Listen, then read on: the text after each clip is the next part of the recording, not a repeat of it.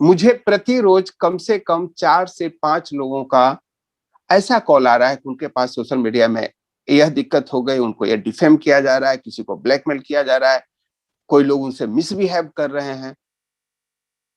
तो इसके लिए क्या किया जाए? आज का टॉपिक है साइबर क्राइम। एक ऐसा टॉपिक जो हम सबके जीवन के लिए आवश्यक है, क्योंकि हर एक व्यक्ति या हर एक परिवार के कोई ना कोई सदस्य सोशल मीडिया पे है, और यह हमारी शौक नहीं, लाचारी हो गई है। सोशल मीडिया का मतलब सिर्फ शौक से जाना नहीं, आपको अपनी जरूरतों के लिए भी जाना है। आप बिना इंटरनेट के काम यूज किए नहीं रह सकते, बिना एटीएम पासवर्ड ऑनलाइन बुकिंग के रह ही नहीं सकते, आप इसको अवॉइड नहीं कर सकते। तो इसके लिए सबसे आवश्यक है कि हम जिस प्लेटफॉर्म पे जाना लाचारी है, उसके रूल्स हमें पता होना चाहिए, उसकी जो दिक्कतें आने वाली है वो पता होनी चाहिए। वहां क्या हमारे साथ गलत हो सकता है, क्या हम सही उपयोग कर सकते हैं, इसके बारे में जानकारी होनी चाहिए। साइबर क्राइम, साइबर क्राइम होता क्या है? पहले इस चीज को समझना बहुत ही जरूरी है। Cyber crime is a criminal activity that either target or uses a computer network or a network devices। एक ऐसा क्राइम जो आपसे मिलकर करने की आवश्यकता नहीं है। यह चोरी नहीं है, डकैती नहीं है, आपसे छीना झपटी नहीं है, जो सामने आमने होकर के हो। ये सारा कुछ है, लेकिन अगला आपको सामने नहीं आता। और मजे की बात है कि हम पैर पे कुल्हाड़ी नहीं मारते, कुल्हाड़ी पर के जाकर के पैर मारते। हम खुद जाते हैं वहां, आपके लिए जाल बिछाया जाता है। Cyber crime is committed by cyber criminals और hackers who want to make money। Cyber crime is carried out by individuals और ऑर्गेनाइजेशन। ध्यान रखें, साइबर क्राइम इंडिविजुअली भी किया जाता है और इसके पीछे बहुत बड़ा एक ऑर्गेनाइजेशन भी काम करता है। जब आप इसके दलदल में फंसते हैं तब पता चलता है, एक पैर उठाते हैं दूसरा गिरता है, उठाते हैं गिरता है।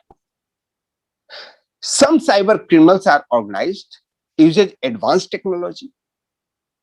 They are very technically skilled, and others are novice hackers। उन्होंने जस्ट इसमें पांव रखा है। सबको इजी मनी चाहिए, और आपके दुख का शुरुआत तभी से होता है जब आप भी उसी में पैर डालते हैं।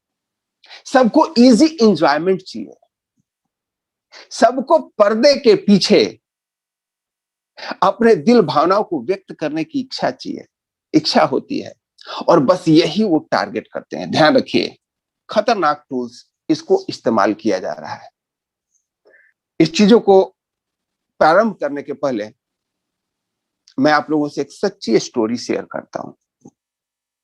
हाँ, एक चीज मैं जरूर करूंगा, इसमें मैं नाम चेंज कर दूंगा, क्योंकि यह किसी का भी डिफेम करना हमारा अधिकार नहीं है, और यह मैं उनके प्रायर परमिशन के साथ कर रहा हूं।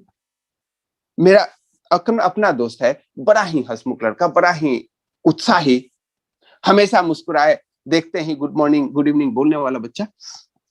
और वो बच्चा नहीं, he is in 40s, very young, energetic. Office में मैं काफी दिनों से ऑब्जर्व कर रहा था कि वह आता है, न किसी से मिलता है, न मुस्कुराता है, अपने चेयर पे बैठ जाता है और सिर्फ बातें हाँ ना में कर रहा है। जो हमेशा कॉल पे रहने वाला, खुश रहने वाला, बात करने वाला, 180 डिग्री का चेंजेज होगा उसके अंदर। अब उसके चेहरे पे मुस्कुराहट नहीं, हवाइयां उड़ रही। तो अपनी आदत है लोगों से पूछ लेने की। मैंने पूछा, भाई क्या बात है, आजकल सही नहीं चल रहा है? बोला, नहीं सर, कुछ गड़बड़ चल रही है, कुछ फैमिली प्रॉब्लम है। ठीक है, मैंने नजरअंदाज किया। शाम तक फिर सामने से मैं गुजरा तो देखा कि वही स्थिति है। मैंने कंधे पे हाथ रख के पूछ लिया, क्या फैमिली प्रॉब्लम हो गई, किसी को कोरोना हो गया? नहीं नहीं सर, ईश्वर कृपा से सब खुश है। बात क्या हो गई? तो बोला, सर कैसे बताऊं? द मोमेंट ही सेड कैसे बताऊं, मेरा छठी सेंस ने कहा कि जरूर कुछ ना कुछ प्रॉब्लम में है, इनको कॉन्फिडेंस चाहिए। मैं उनके पास बैठा, बोला कि भाई नहीं बताओगे तो होगा कैसे? अगर कुछ है तो शेयर कर सको, और इस हिसाब से शेयर करो कि हमारी बातें हम तक ही रहेगी, किसी और तक नहीं पहुंचेगी, चिंता मत करो। उसके आंखों में आंसू थे। बोला कि सर बहुत नुकसान कर चुका हूं, और लगता है कि मैं इस दलदल से नहीं निकलूंगा। मैं बोला ऐसी क्या बात होगी? फिर उन्होंने एक कहानी कही। कहानी नहीं, उनके साथ आप बीती। उनको 5-7 दिन पहले एक दिव्या पांडे करके फेसबुक पे फ्रेंड रिक्वेस्ट आया। फ्रेंड रिक्वेस्ट को इन्होंने स्वीकार किया, क्योंकि हमारी चीजें क्या होती है, कोई भी पुरुष किसी महिला का रिक्वेस्ट आए और उसका प्रोफाइल दिखता हो और प्रोफाइल दिखने में सुंदर हो, ओहो लगता है लॉटरी लग गई। इन्होंने क्या किया, उसका फ्रेंड रिक्वेस्ट स्वीकार कर लिया। स्वीकार करते ही वो चैट बॉक्स में आई, thank you for accepting my call, I am also from Mumbai, from where you belong. अब इनको भी लगा अरे बात तो पड़ोस की है, मुंबई में ही थे भाई साहब। इन्होंने भी अपना बताना शुरू कर दिया, हम यहाँ हैं। बोले क्या मुझसे दोस्ती करोगे? उधर से कुछ इमोजी आई कुछ। अब इन्होंने बोला, अब नेकी और पूछ पूछ, इन्होंने भी एक्सेप्ट किया, बातचीत करने लगे। अब बड़ा होशियार बंदे थे। इन्होंने उसके फेसबुक प्रोफाइल पे गए, फेसबुक प्रोफाइल पे देखे, उसका फेसबुक प्रोफाइल ठीक ठाक है, 1-2 साल पहले का अकाउंट बना हुआ है।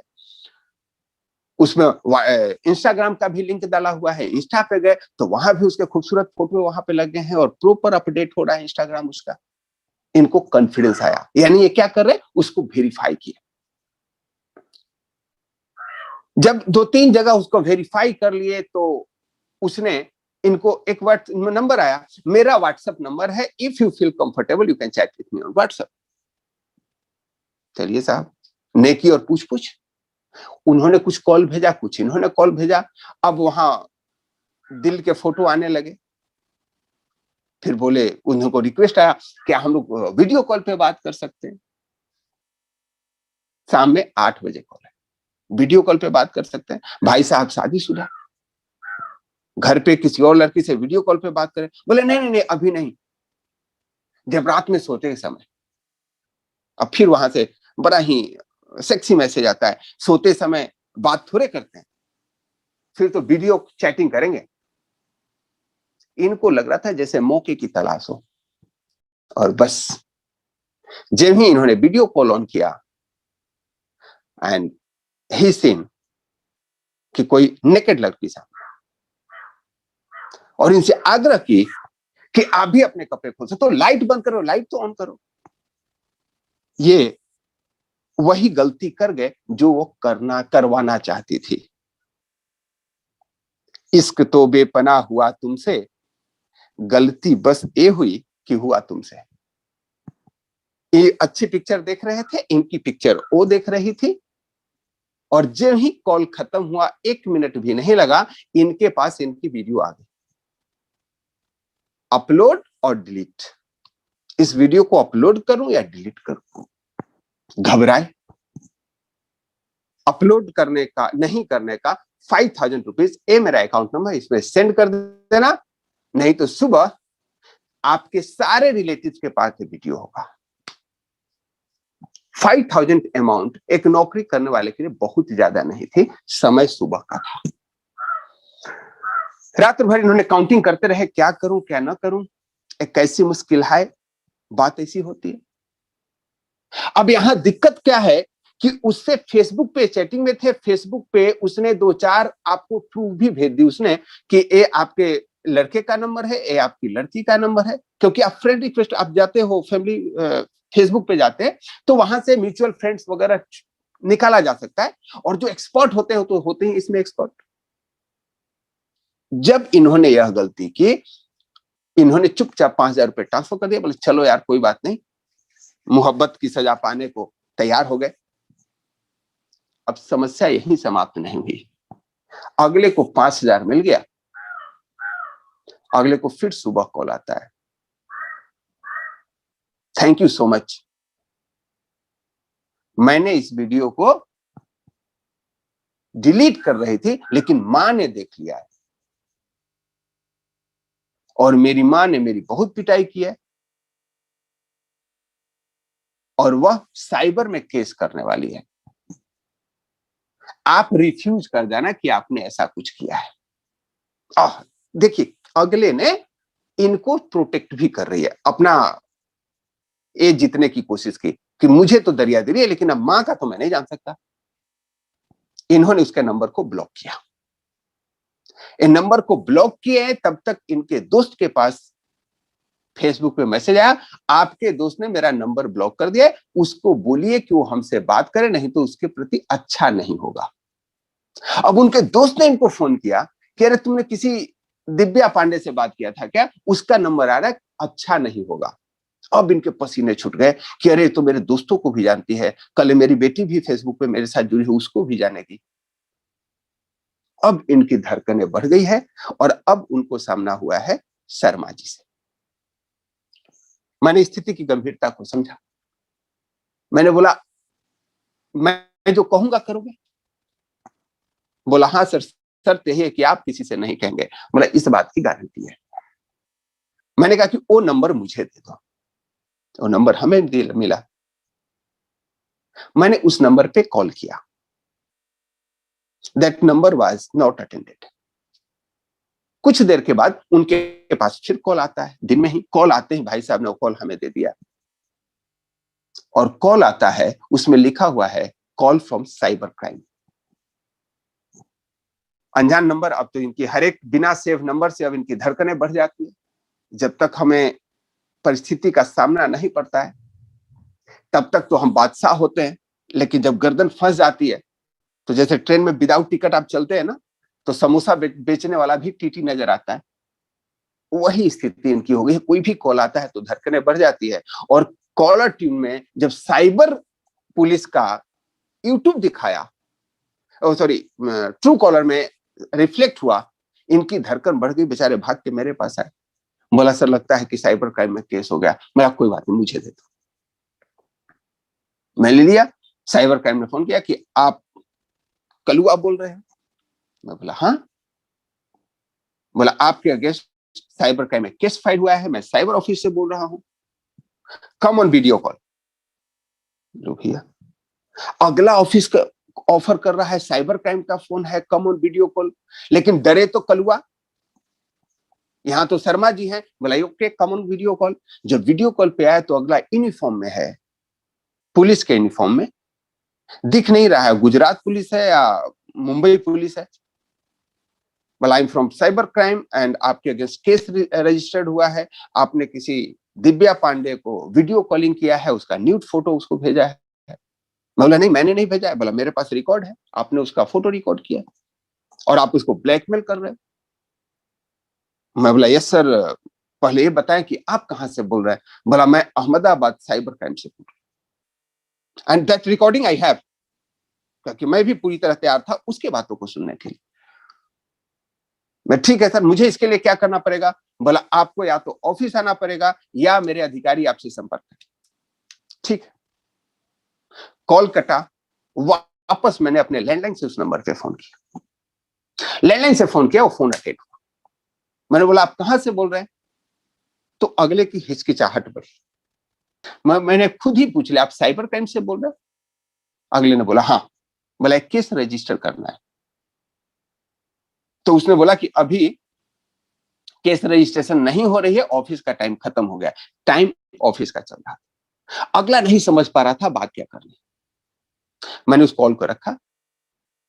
आधे घंटे के बाद अपने उसी के कलुआ के मोबाइल से फिर कॉल किया। उसने बोला कि मैं अहमदाबाद से बोल रहा हूँ, साइबर क्राइम से, क्योंकि इसको अहमदाबाद बोला था। मैं बोला कि मैं अहमदाबाद आ रहा हूं, आपको ऑफिस में आके मिलना चाहता हूं, आप ऑफिस का एड्रेस दीजिए। मैं चाहता हूं कि सर इस केस को सेटल कर लें। सेटल मतलब आप लोग समझ गए होंगे, वो तो बहुत अच्छा से समझ लिया। उसने बोला कि आप स्टेशन पे आ जाइएगा, मैं आपको पिक करने आ जाऊंगा। The moment he said that, literally मुझे गालियां देने कम आती है, मैं इस्तेमाल कम करता हूं। मैंने उसको बहुत ही, आप सोच सकते हैं कितना घटिया गाली दिया जा सकता है, मैंने दिया। देते ही अगले ने रिस्पॉन्स में गालियां देनी शुरू की। मैं उसके माइंड से खेल रहा था। एक ऑफिसर आपको गालियां नहीं निकालेगा, फोन पे तो कतई नहीं। जब उसने गालियां देना शुरू किया तो मैं इस बात से कंफर्म हो गया कि he is also part of that organisation जो इसको ब्लैकमेल कर रहा है। मैंने बोला तुमको जो उखाड़ना है उखाड़ लेना, लेकिन इतनी लंबी कन्वर्सेशन से वह बंदे को इतना कंफर्म हो गया कि मैं उसके झांसे में नहीं आने वाला। तो उसने जो प्रकट किया, जो बताया, वह जान करके आपको आश्चर्य होगा। वह बोला, मैंने उसको बोला यार तुम क्यों लोगों को लूट रहे हो, क्यों गरीबों को बर्बाद कर रहे हो? तो अगले ने बोला साहब वो गरीब नहीं है, वो सरकारी ऑफिसर है, उसके पास पैसे की कमी नहीं है, मुझे पता है ना उसके बारे में। क्योंकि वह समझ गया था कि अब मैं वह नहीं हूं। मैंने उसको आइडेंटिटी कहा कि मैं वो नहीं हूं, मैं समवन एल्स बोल रहा हूं। मैंने बोला कि तुम ऐसा क्यों करते हो? बोला कि क्या करें साहब, कोरोना का समय चल रहा है। मैं बोला पहले ये बताओ कि दिव्या पांडे जैसी कितने लोगों को हायर कर रखते हो? बोला काहे का दिव्या पांडे सर, अभी मैं आपको दिव्या पांडे से बात कराता हूं। और उसी ने आवाज बदली और वही दिव्या पांडे था। मैंने बोला जो फोटो भेजो वो क्या था? बोला भाई साहब से ने वीडियो डिलीट कर दिया, वो मैं आपको वीडियो भेज देता हूं। वो तो यूट्यूब का वीडियो था। खैर, ये भारमुक्त हो गए। भारमुक्त क्यों हो गए? क्योंकि उनको मैंने यह रिकॉर्डिंग सुना दी जिसमें यह स्पष्ट हो गया था कि they are not from the cyber crime department. अब गलती कहां हो रही है, इस पे विचार करते हैं। जो प्रिविलेज कलुआ को था वह प्रिविलेज आपके पास है क्या? नहीं होती। क्यों? आपके कंधे पे हाथ रखने वाला लोग नहीं होते हैं। सब जमाना ऐसा हो गया है, आंसू निकल पड़े तो खुद ही पूछिए, पूछने आएंगे तो सौदा करेंगे लोग।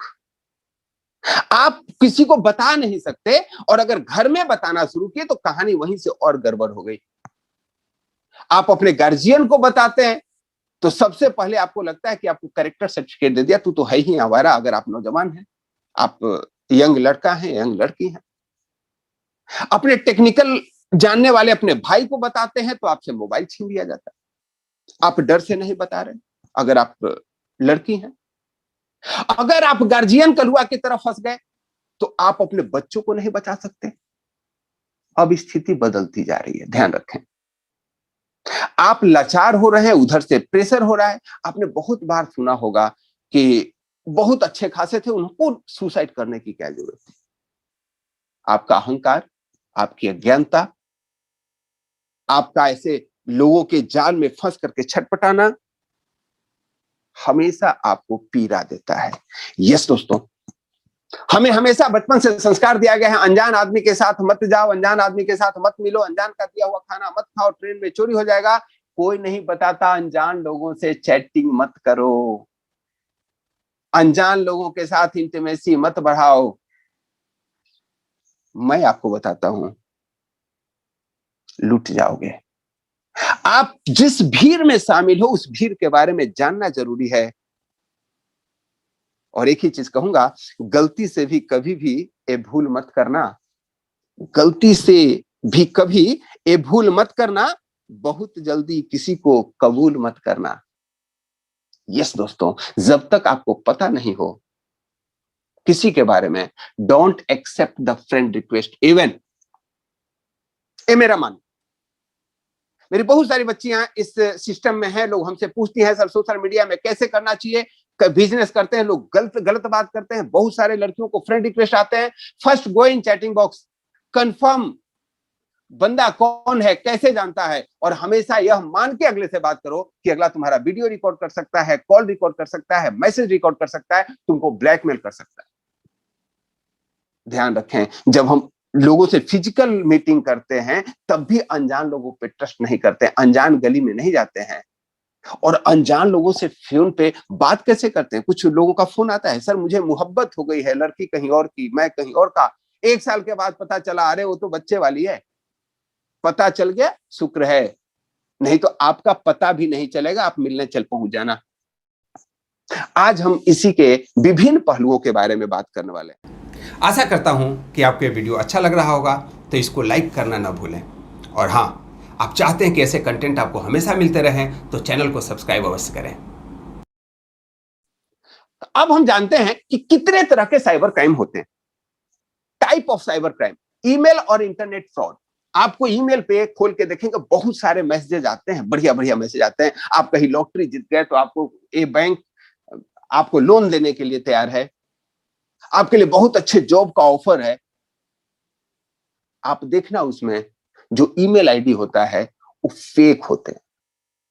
जो लिंक शेयर किया जाता है, अगर आपने नहीं अप्लाई किया है तो जॉब देने वाला कौन आ गया भाई दुनिया में, यहां अप्लाई करके इंटरव्यू देके लोगों के जूते घिस रहे हैं, तब जॉब नहीं लग रहा है और आपको जॉब का ऑफर आ रहा है। तो हमेशा ध्यान रखो, free lunch is always costly. कोई आपको देने नहीं आ रहा है, आपका लेने आ रहा है। तो ईमेल इंटरनेट पे जो भी चीजें फ्री का ऑफर मिले, सिंपली डिलीट इट। दूसरा होता है आइडेंटिटी फ्रॉड। हमें आपको कैशबैक मिलने वाला है, इस फॉर्म को भरिए। और मुझे तो हंसी तब आती है जो ऑनलाइन बिजनेस में काम करते हैं, लोग ग्रुप में डालते हैं 10 लोगों को फॉरवर्ड करो जियो का 250 रुपए का रिचार्ज फ्री, तो 15 लोगों को फॉरवर्ड करो आपको 2500 का कैशबैक फ्री। क्या आप लोगों को भी ये मैसेज आते हैं? जस्ट राइट डाउन यस और no in the chat box. और फ्री के चक्कर में आप 15-20 लोगों को भेज रहे हो, तो पहले उसको क्लिक करते हो, रजिस्टर करते हो, फॉरवर्ड करते हो, और कुछ नहीं मांगता, नाम और ईमेल आईडी, नाम और ईमेल आईडी, मोबाइल नंबर, और वो उसको आप डालते जाते हैं और अगले के पास रिकॉर्ड आपका बनते जा रहा है। उसने एक चीज पूरा कर ली, कुछ दिन के बाद फिर मैसेज सर्कुलेट होता है, और बड़ा ऑर्गेनाइज क्राइम है।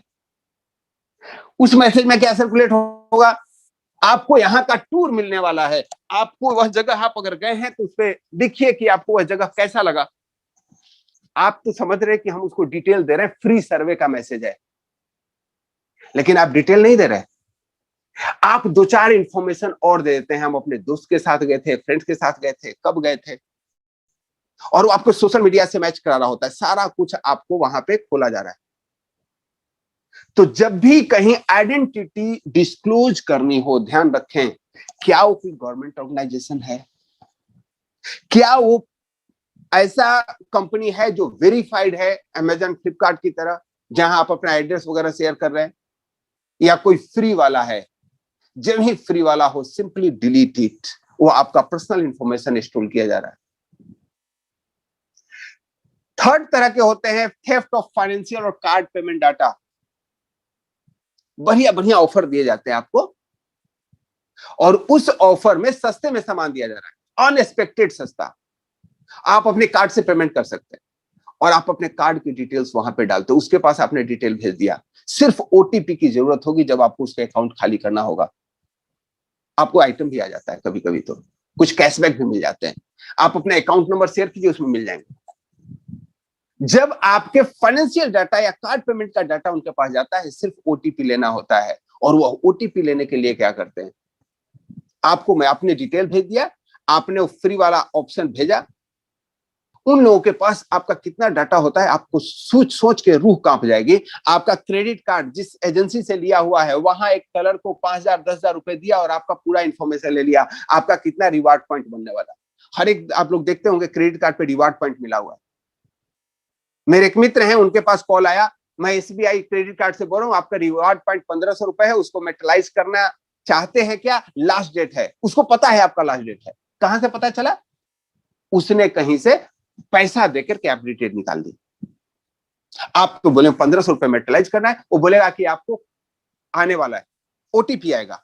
ओटीपी आपका पेमेंट डिटेल पहले से उसके पास, पेमेंट डिटेल को जब ही उसने डाल रखा है, आपको ओटीपी आया और आपको लग रहा है कि रिवार्ड पॉइंट को मेटलाइज करने के लिए ओटीपी आया है। आप ओटीपी दिए, उसने बोला 2 बार ओटीपी आएगा, एक बार और रिकन्फर्म करें, और दोनों बार आपके अकाउंट से 50-50 हजार रुपए निकल गए। और यह किसी और के साथ नहीं, विकास चौरसिया जिस सेशन में भी अवेलेबल हैं, उनके साथ हुआ, उन्होंने इस कहानी को शेयर किया। मैं जो भी चीजें यहां बता रहा हूं प्रैक्टिकल बता रहा हूं, सुनी सुनाई और गूगल की बातें नहीं कर। अगला क्राइम का जो सबसे बड़ा प्रचलन है cyber extortion, demanding money to prevent a threatened attack.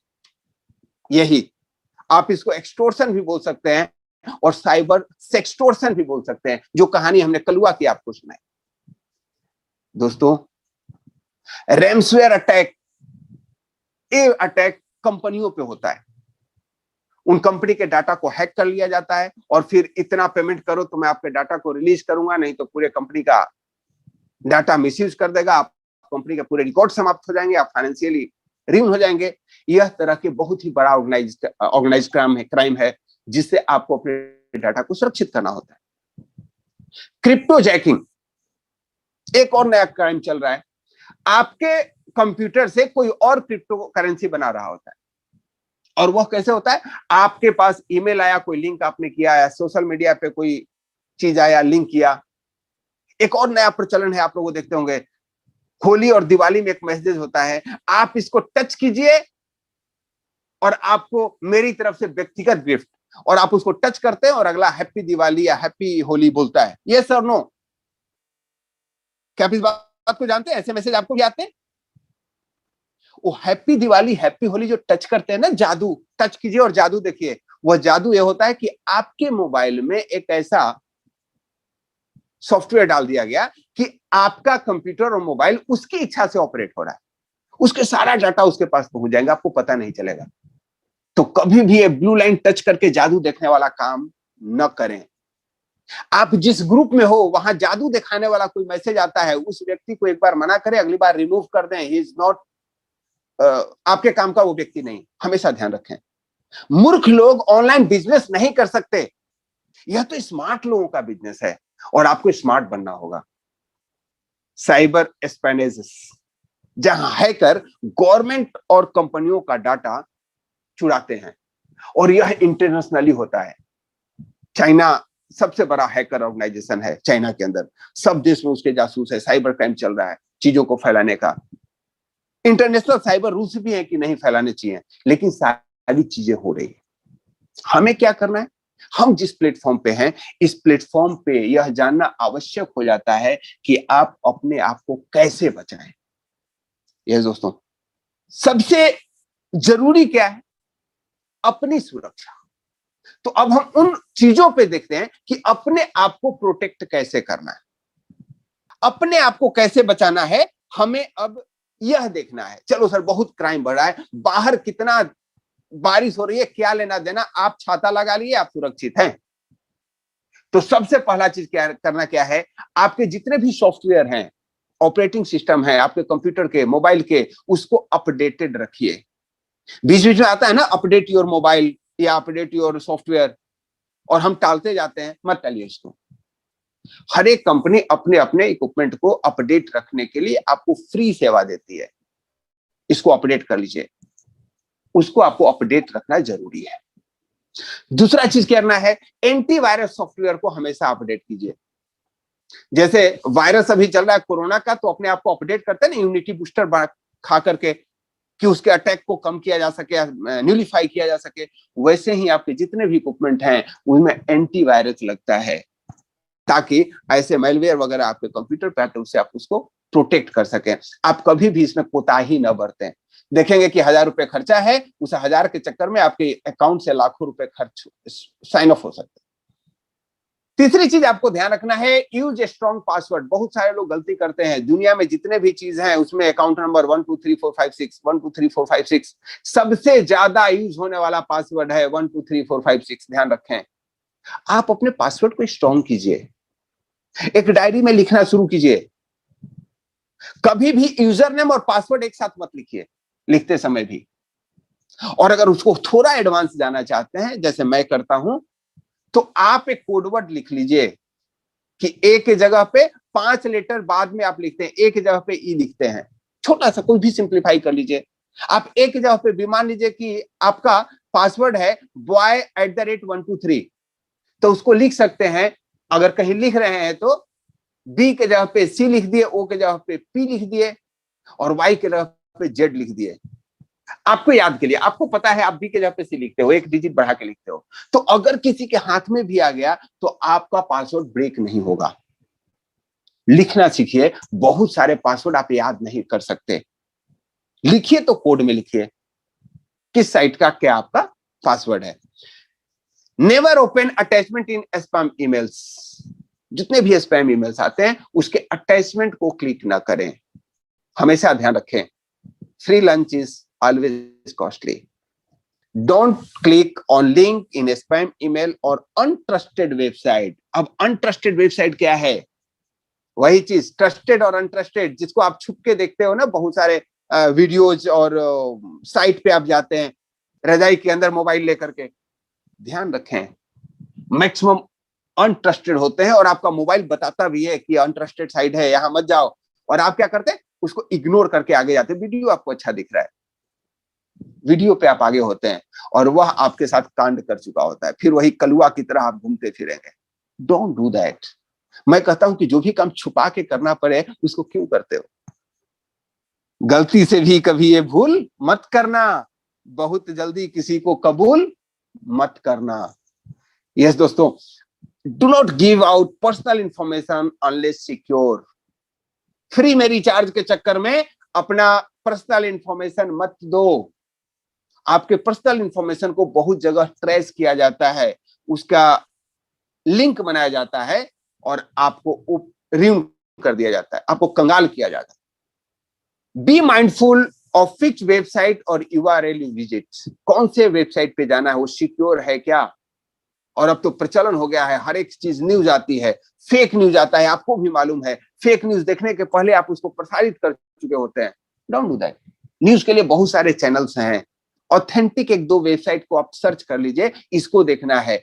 WhatsApp पे हर एक आदमी न्यूज फैलाता है, वो न्यूज नहीं फैला रहा होता है, ध्यान रखें, वो साइबर क्राइम का एक हिस्सा है। हर एक न्यूज को क्लिक करना आवश्यक नहीं है, हर एक यूट्यूब को क्लिक करना आवश्यक नहीं है, अगर वो unless otherwise it is verified. Keep on I on your bank statement, बहुत जरूरी है। कभी कभी क्या होता है, आपके साथ कांड हो रहा होता है और आपको पता ही नहीं होता।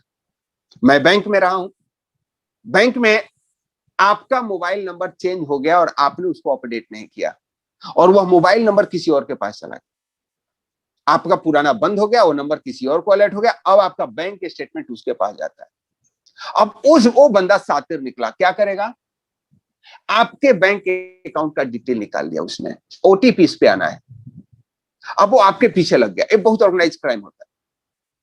तो कभी भी आप जो नंबर स्विच मत करो, मेरा तो ये मानना है। जो भी बैंक वगैरह में दिया हुआ है, 2-4 रुपए की वजह से कि हम इसको लाइव नहीं रखे, दूसरे पे स्विच कर रहे हैं, change the operator, don't change the number. Bank वगैरह में जो नंबर जाता है ना, उस पर आपका स्टेटमेंट आता है, उस पर आपको ओटीपी आता है। आप आलस में बैंक के स्टेटमेंट को चेक नहीं किया और पता चला 1 साल के बाद बैंक में गए तो बैंक अकाउंट साफ हो चुका है।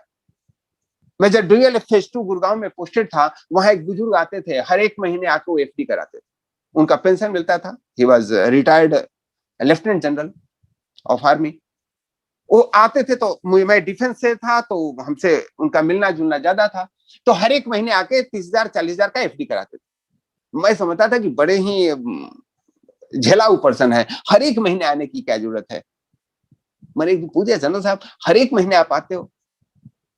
बोले बेटा मुझे ना टेक्नोलॉजी के बारे में कम अनुभव है, तो मैंने ये देखा है अकाउंट में पैसा उतना ही रहे जितना में मेरा काम चल जाए, और लूट जाऊं तो मुझे परेशानी ना हो, तो मैं उसको फिक्स करा देता हूं। और फिक्स में यही ऑप्शन है, जब तक मैं आके साइन नहीं करूंगा मेरा ये टूटेगा नहीं। And he was very correct. अगर आपके अकाउंट में बड़ा अमाउंट हो, आप उसको फिक्स कराते रहिए, ताकि वो ऑनलाइन ब्रेक नहीं हो, आपको नुकसान भी हो तो जोर का झटका धीरे से लगे। यानी you can I on your bank statements. जो भी मैसेज होता है ना, स्टार्टिंग यू हैव ओन, चाहे लॉटरी हो या friendship, be aware, don't click that. आप इतने लक्की नहीं है कि आपको डॉलर में लॉटरी मिल रहा है, किसी के बहकावे में मत आइए। Messages about anything free, free gift, free car, free coupon, free tickets, आपको हमेशा इसे सतर्क रहना है। आप अपने आप को बचाइए। अब इतने प्रोटेक्शन लिए तो क्या आपके साथ घटना नहीं घटेगी? हो सकता है आप लेफ्ट में चल रहे हो, अगला राइट में आके आपको एक्सीडेंट हो सकता है। प्रिकॉशन लोगे फिर भी आपके साथ क्राइम हो सकता है। अगर आप कभी ऐसे कारणों से फंस जाएं तो क्या करें? चुप मत रहिए। अपडेट द पुलिस, अपडेट और कंप्लेन ऑन साइबर क्राइम। मैं अगले सैटरडे के सेक्शन में बात करूंगा इस पे। Every Saturday we have decided for the Saturday for cyber crimes. Complain कैसे करना है, हमारे साथ बहुत सारे वकील हैं जुड़े हुए हैं, साइबर क्राइम के लोग हैं जो हमारे नेटवर्क में जुड़े हुए हैं, आपको मॉर्निंग के सेशन में आते हैं, they will help you out. किसी भी चीज के लिए आपको चिंता की जरूरत नहीं है। We all together can fight with any crime. हमें लोगों को अवेयर करना है। क्या आप सभी इसके लिए तैयार हैं कि हमें अपने समाज को, अपने जानने वालों को अवेयर करना है? ग्रेट। तो हमें क्या करना? सबसे पहले अगर कोई आपके साथ क्राइम होता है, आप अपने बिलीफ वाले लोगों के साथ शेयर कीजिए। कोई नहीं मिलता है, आप मेरे साथ शेयर कर सकते हैं, सर मेरे साथ एक घटना करिए, you can help me out. मैं आपको कोई ना कोई तरीका बताऊंगा। ये अपना नेक्स्ट मनी परिवार है, क्योंकि हम लोग तो इसी फील्ड के हैं। हमें तो ऑनलाइन ही बिजनेस को करना है। तो ऐसा नहीं होगा कि आप ऑनलाइन को अवॉइड कर सकते हैं, लेकिन विथ प्रिकॉशंस जो हमने आपको बताए हैं। साइबर क्राइम में क्या क्या हमको प्रिकॉशन रखने हैं, और इसके द्वारा न आप इस बिजनेस को बेहतरीन तरीके से कर सकते हैं, बहुतों के लाइफ को सिक्योर कर सकते हैं। और इसके अलग अलग क्राइम के पैटर्न्स क्या होते हैं, सच्ची कहानियों के साथ मैं अगले सैटरडे फिर आपके साथ उपस्थित होऊंगा on the topic of cyber crime.